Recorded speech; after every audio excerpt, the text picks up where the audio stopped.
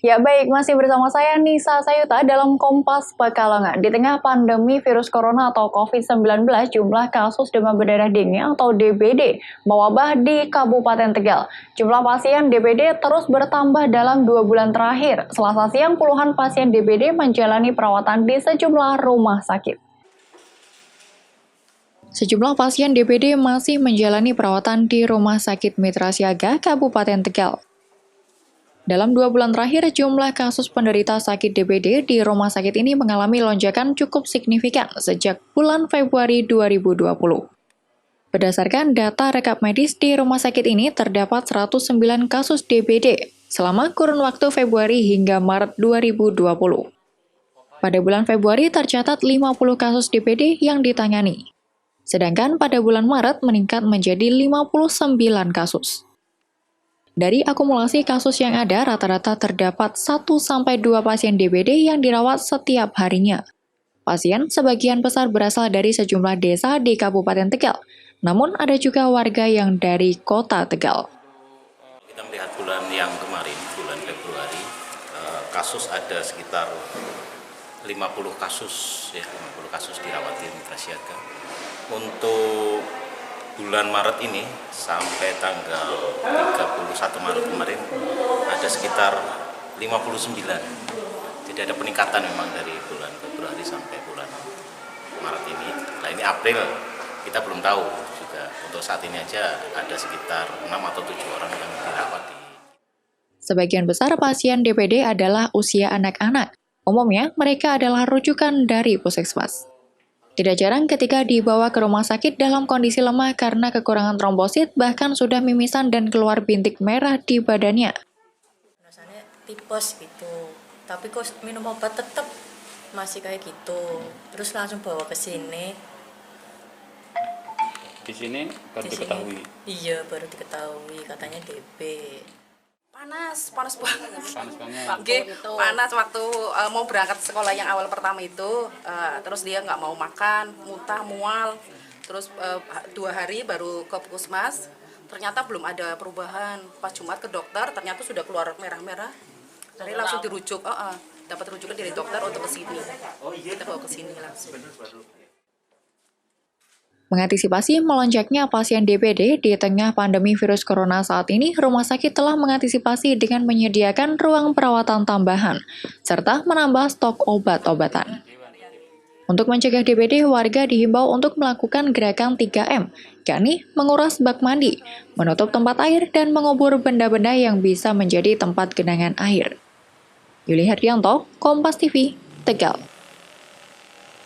Di tengah pandemi corona, layanan belanja sayuran daring di Solo laris. Penyedia jasa belanja memanfaatkan pasar tradisional sebagai penyedia sayuran dan bahan mentah. Sementara untuk kurir memanfaatkan layanan ojek daring. Ini dilakukan untuk membantu mereka yang terdampak corona.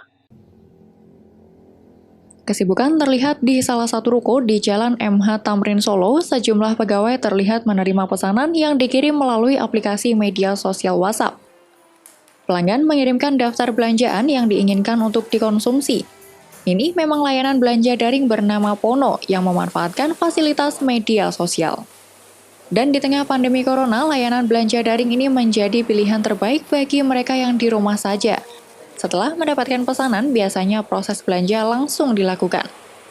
Dan Pono sengaja berbelanja di pasar tradisional untuk tetap memberikan pemasukan bagi pedagang kecil. Sayur dan berbagai bahan mentah kemudian dikemas sebelum dikirimkan. Untuk pengirimannya, Pono memanfaatkan para driver ojek daring. Ini dilakukan untuk membantu para driver yang pemasukannya turun saat KLB Corona. Peningkatan pesanan mulai dirasakan sejak pemerintah memberlakukan social distancing. Pastinya sangat meningkat ya Mas.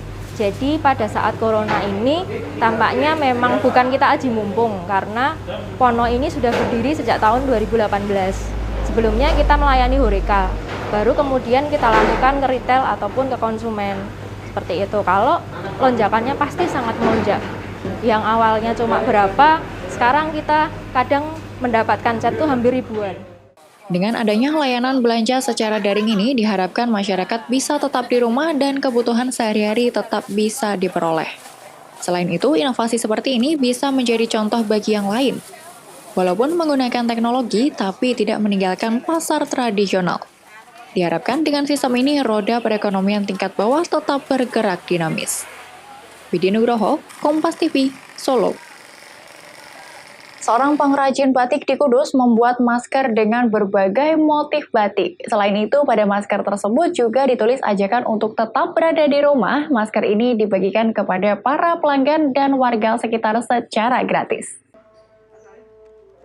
Untuk mendukung program pemerintah dalam melakukan pencegahan penyebaran virus corona yang mengharuskan warga masyarakat mengenakan masker jika di luar rumah, seorang pengrajin batik di Kudus memproduksi masker dengan berbagai motif batik yang cukup unik dan menarik.